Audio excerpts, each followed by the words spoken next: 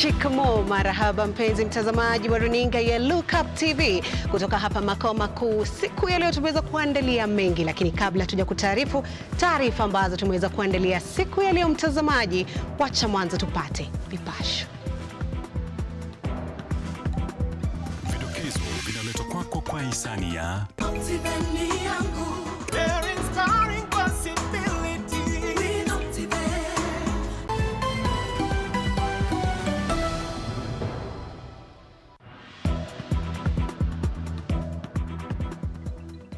Na kwenye vidokezo, viongozi kaunti ya Turkana waonyesha wasiwasi kuhusu ongezeko la visa vya ubakaji.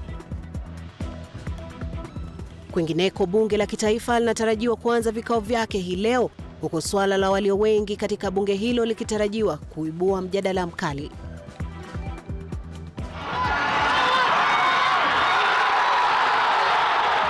Klabu ya Gor Mahia inayoshiriki ligi kuu nchini FKF imemtaka mwenyekiti wa klabu hiyo Ambrose Racher kujiuzulu. Hii ni baada ya kukiri kwamba yeye ni miongoni mwa Freemason.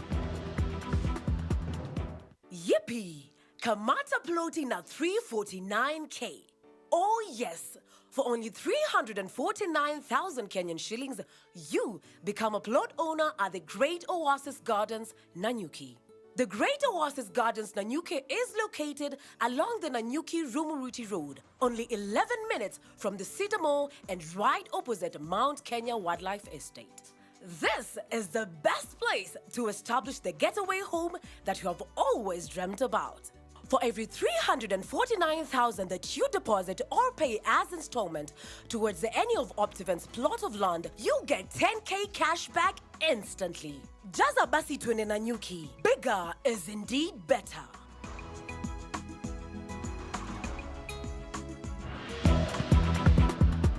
Karibu mtazamaji, hizi ni habari za Kutoka Mashinani. Kumbuka unaweza kuwasiliana nasi kupitia mitandao yetu ya kijamii Facebook, Twitter, YouTube, ambapo tunapatikana @Lookuptv. Tuma jina lako, arafa yako, unatutazama kutoka wapi mtazamaji wetu, na tutakuwa tunaisoma arafa yako kadri tunavyoendelea kukupatia taarifa hizi. Ni Pheona Kenga, nitaitika. Viongozi wa kaunti ya Turkana wameonyesha wasiwasi kuhusu ongezeko la visa vya ubakaji. Akizungumza katika eneo la Kakuma, hakimu Charles Mayamba amesema kuwa tamaduni duni katika maeneo hayo zimechangia katika ongezeko la visa hivyo. Aidha, Mayamba amesema kuwa kuna zaidi ya kesi 20 katika mahakama ya ubakaji ama mahakama katika visa vya ubakaji.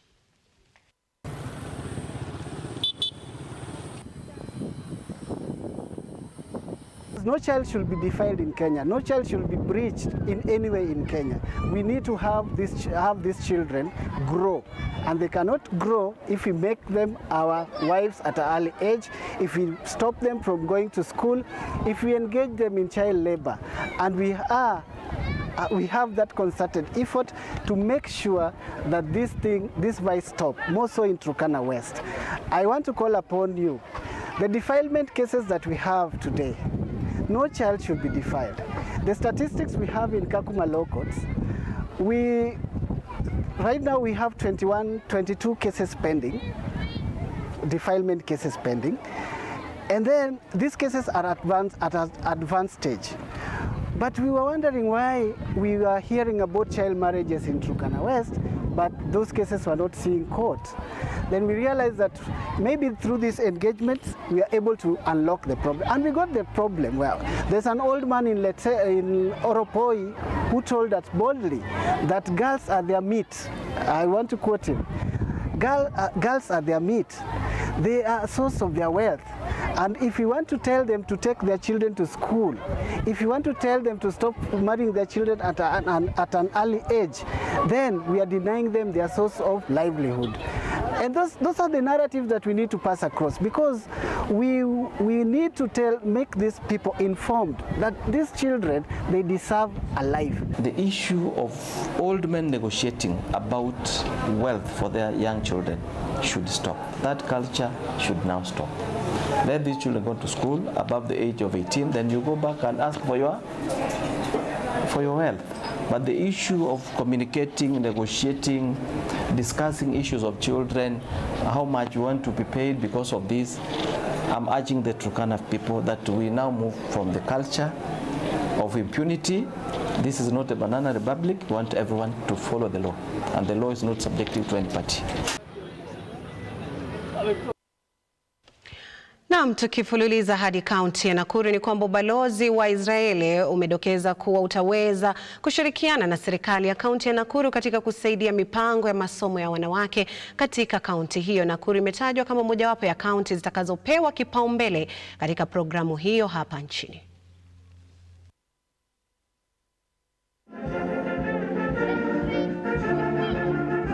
Wanafunzi wa kike hupitia changamoto nyingi sana katika masomo yao, ikiwemo ndoa za mapema, mimba za mapema, kutengwa na jamii na kutoshirikishwa katika masomo. Serikali ya kaunti ya Nakuru yaanzisha mradi wa kusaidia uwezeshaji wa wanawake na itashirikiana na ubalozi wa Israeli katika kusaidia programu za masomo ya wanawake katika mkoa huo. The Israeli embassy has put Nakuru County as one of its top priority counties for engagements in education and development programs. Naibu balozi wa Israeli, Bidrova Dosman, alihudhuria uzinduzi wa miradi 3 iliyofadhiliwa na ubalozi wa Israeli katika shule ya Nakuru huko Lanet, ikiwa ni pamoja na maabara ya kompyuta iliyo na vifaa kamili na darasa la sayansi ya nyumbani, na kusisitiza kuwa ubalozi una nia ya kuunga miradi inayolenga kutoa fursa sawasawa kwa jinsia zote. This school makes it its priority to take in and educate girls from all parts of society, therefore being an example for equal education and opportunities. Israel too puts on high priority equal education and opportunities between genders. David Cons, naibu gavana wa Nakuru, alihudhuria uzinduzi huu na kukaribisha wazo la ushirikiano, akisema kuwa kaunti hiyo iko tayari kuunga mkono jambo lolote ambalo linalenga kuwawezesha wanawake, huku shule ya Nakuru ikisemekana kuwa na zaidi ya wasichana 120 waliookolewa toka ndoa za mapema.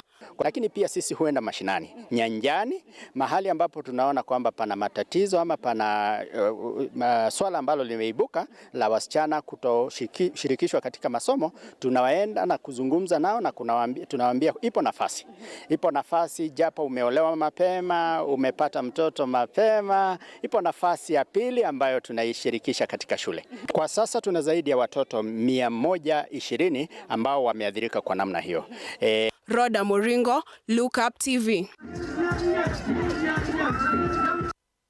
Naam, shukran sana Rhoda Muringo kwa taarifa hiyo. Viongozi wa chama cha Pamoja African Alliance wamemsuta kinara wa Wiper Kalonzo Musyoka kwa kupinga uteuzi wa Aisha Jumwa kama waziri wa utumishi wa umma. Viongozi hao wanamtetea Aisha Jumwa kwa kuwa bado hajahukumiwa na koti kwa mashtaka yoyote, hivyo basi kupingwa kwa kuteuliwa kwake ni kinyume na katiba.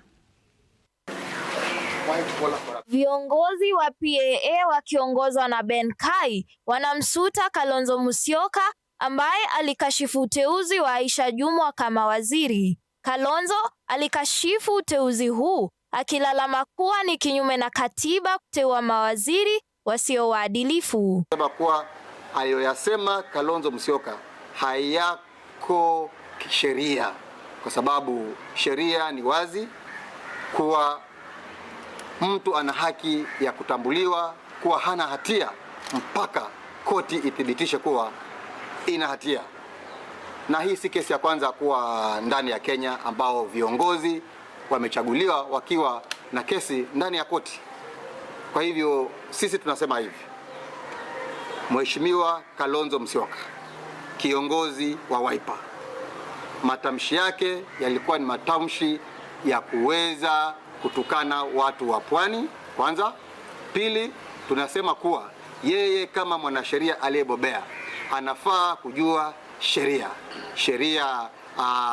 ya common law. Kulingana na viongozi hawa, Aisha Jumwa hajahukumiwa na koti, na zaidi IEBC ilimchunguza wakati wa uchaguzi, basi kupingwa kwa uteuzi wake si haki. Kalonzo Musyoka anajaribu kukimbiza maji kidogo bila kufahamu ya kwamba bado there's another criteria ama another step ambayo inafaa ifuatwe.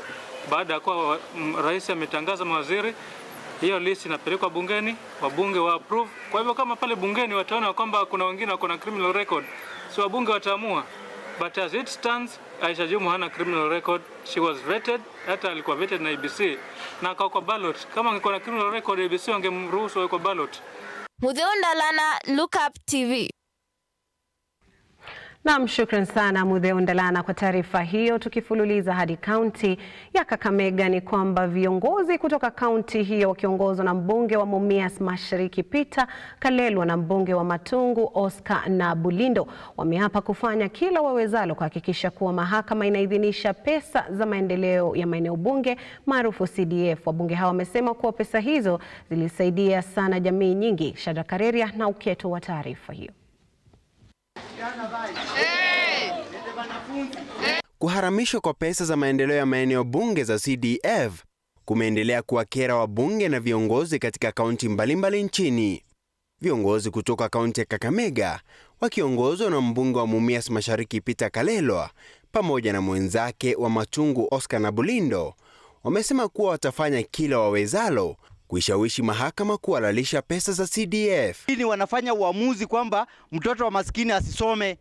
Watoto shule zimeanza kufukuza watoto. Wasiporudisha CDF in the next 1 month, mimi nitachukua hao watoto wenye wanafukuzwa kwa shule, niwaweke kwa bus na nipeleke kwa Martha Koome huko Nairobi mwenyewe awasomeshe. We are telling that CDF is constitutional, and I want also to thank the National Assembly for making that the CDF kitty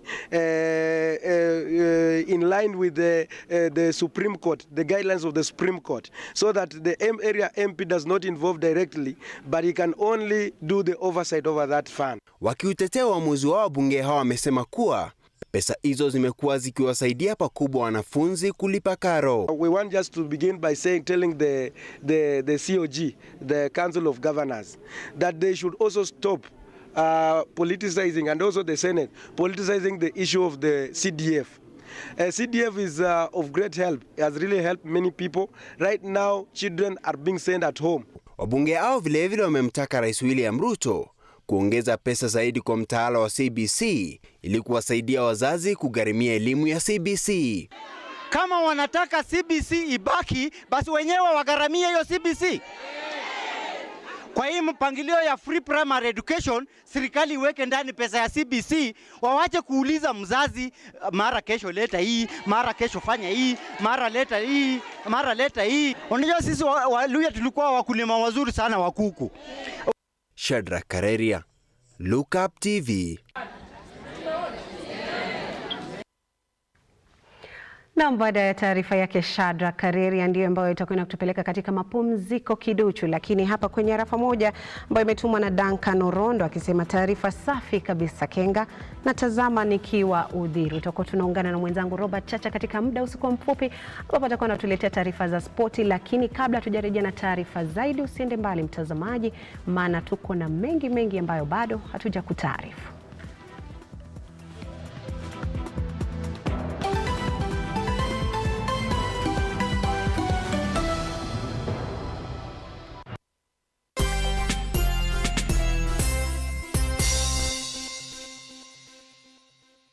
Vera Beauty and Fashion College is focused on being the leading technical and vocational training institute in the region.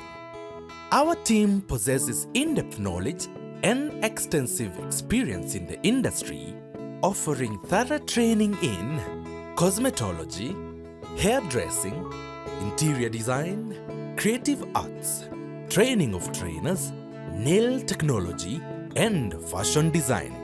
With branches in Nairobi, Thika, Meru, Eldoret, and now in Mombasa, our courses ensure that learners are completely equipped with knowledge, competency, and employability skills. Enroll today to be a part of a center of excellence.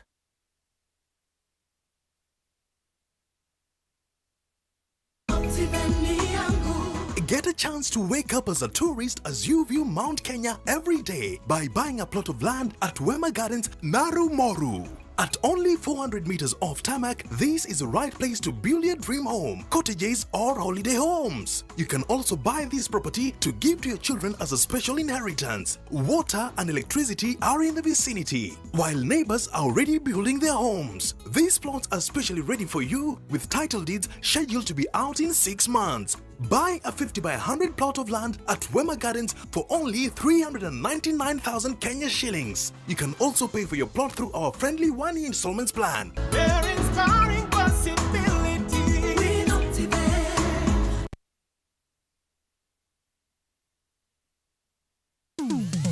Hapa kazi tu inaendelea kuwasaka na kuwatambua wale ambao wanafanya kazi extraordinary na zile kazi za kujituma.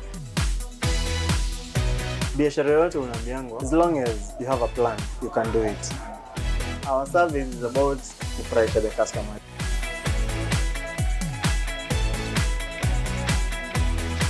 Mpenzi mtazamaji, hii ni hapa kazi tu.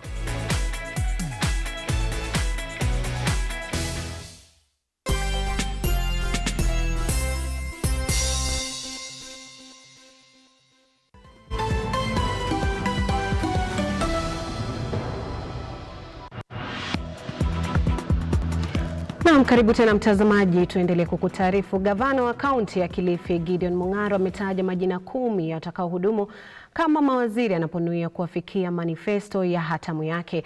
Mung'aro pia alizindua jopo kazi 3 zitakazohusika na masuala ya afya, wafanyikazi na malimbikizo ya ada. Akiandamwa na naibu wake Pheona Chibule na wanachama wa bunge la kaunti hiyo, Mung'aro alisema kuwa jopo kazi hilo litamsaidia na masuala ya utawala na utoaji huduma, huku akiomba bunge la kaunti liharakishe mchakato wa kuwapanga ama kuwapiga msasa mawaziri hao. Gavana Gideon Mung'aro amependekeza majina 10 kando na kuzindua jopo kazi 3 zitakazoangalia masuala ya afya, wafanyikazi na malimbikizo ya ada, huku ikibainika kuwa hakuridhi mjumbe hata mmoja aliyehudumu katika utawala uliopita. We have aligned a bit the ministries with an executive order, and soon I'm sure you will also know who are the chief officers after the interview and vetting. These are very delicate moment because we have to do the balancing, we have to do, some people will feel probably are not here now. There are more announcements which will come later, which will cover areas where people have not been accommodated, because there are more changes coming in the county. Gender, social services, youth and sports, Dr. Ruth Dama Masha. Public, that is 1. Number 2, public works, roads and transport, Pheona Kenga. Water, environment, natural resources and climate change, Omar Said Omar. Akizungumzia wanahabari nje ya ofisi za kaunti ya Kilifi, Mung'aro alinena kuwa naibu wake Pheona Chibule atatwikwa majukumu yatakayoambatana na katiba pamoja na kuratibu masuala ya maendeleo na ushirikiano wa nje. Okay, first I'll start. My deputy governor, as you know, is Her Excellency Honorable Florence Chibule. Besides having the overall function, which is to deputize the governor in the execution, my functions will be very busy we are both busy, and I will designate key duties which will be ratified through an executive order. Her responsibilities will be very clear and in accordance with the Constitution of Kenya, and they include: shall deputize the governor in the execution of the governor's functions, coordinate external partnerships, linkages and development cooperation, coordinate research on county developments, coordinate any government, county government functions, coordinate the development and implementation of ECDE policy and its implementation, coordinate the implementation of education and program, aid program, represent the governor and Kilifi in the Coast Regional Economic Bloc Jumuiya za County, supervising governor strategy and delivery unit, which I've said will be formed soon. Akiomba bunge la kaunti liharakishe mchakato wa kupiga msasa majina haya, Gavana Mung'aro aliagiza ofisi ya katibu wa kaunti na idara husika iwape wanajopo kazi hawa vifaa vya kazi watakazohitaji ili kuhakikisha utendakazi wao umerahisishwa na wameafikia majukumu yao. My administration is in the process of forming the following task forces to assist in the administration and service delivery. A task force for health service delivery in Kilifi County Government, a task force to look into the human resource structure and the efficacy of Kilifi County Government, and the appointment of task force to look into pending bills verification task force of county government. These task forces are authorized and will execute their mandates and submit reports to my office within 2 months from the date of this commissioning. John Omari, Lookuptv. Proposing measures for immediate implementation. Naam, shukran sana John Omari kwa taarifa hiyo. Gavana wa kaunti ya Bungoma Kenneth Lusaka amewatuma makatibu wa kudumu 4 kwenye likizo ya lazima kwa tuhuma za kukaidi amri ya kutoendesha biashara yote ya serikali wakati alipochukua usukani wa kaunti hiyo. Akihutubia waandishi wa habari katika ofisi yake, Lusaka amewataka makatibu hao kujiwasilisha wakati watakapotakikana kupigwa msasa, huku akitaja makatibu watakaoshikilia nyadhifa huo kwa muda. I therefore direct that no expenditure will be made unless it is for mandatory budgeting and planning programs. Such expenditure must be brought to my attention as per the Executive Order number 1 of 2022. The purpose of these expenditure controls is to enable task forces and other verification processes to be concluded effectively. To operationalize this, I further direct that the following chief officers proceed on compulsory leave with immediate effect to pave way for proper investigations to be conducted. While on leave, they should be available when called upon to shed light on any issue without fail. The officers are 1. Patrick Wandili, Chief Officer Physical and Urban Planning and acting in Health and Sanitation. 2. Morris Marango, Chief Officer Energy and acting in Roads and Public Works. 3. Rose Murunga, Chief Officer Vocational Training and acting in Education. And 4. Abidan Kapchanga, Chief Officer Industrialization and acting in Public Service Management, Public Management and Administration. And that departments shall be taken over in acting capacity by the following. 1. Acting Chief Officer Health and Sanitation, Mr. Arput Isaac. 2. Acting Chief Officer Roads and Public Works, Mr. Moses Chase Soet. 3. Acting Chief Officer Education, Vocational Training and Physical and Urban Planning, George Combo. 4. Acting Chief Officer Public Service Management, Administration, Mr. Stephen Mahano. And 5. Acting Chief Officer Energy and Industrialization, Mr. Denson Barasa.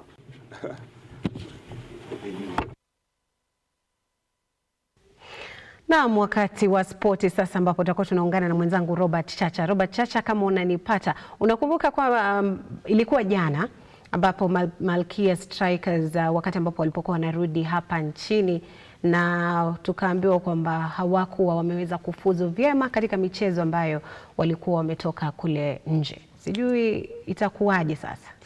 Malkia Strikers walirejea nchini hapo jana, juzi tuseme